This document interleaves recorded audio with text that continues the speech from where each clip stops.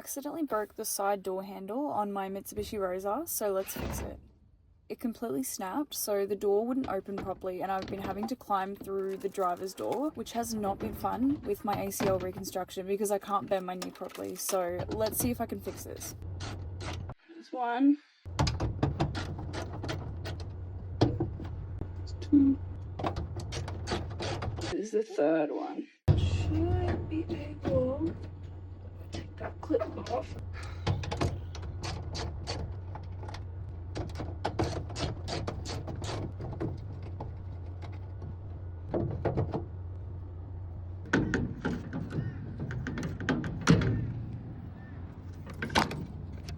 Alright, so there's that. This was snapped.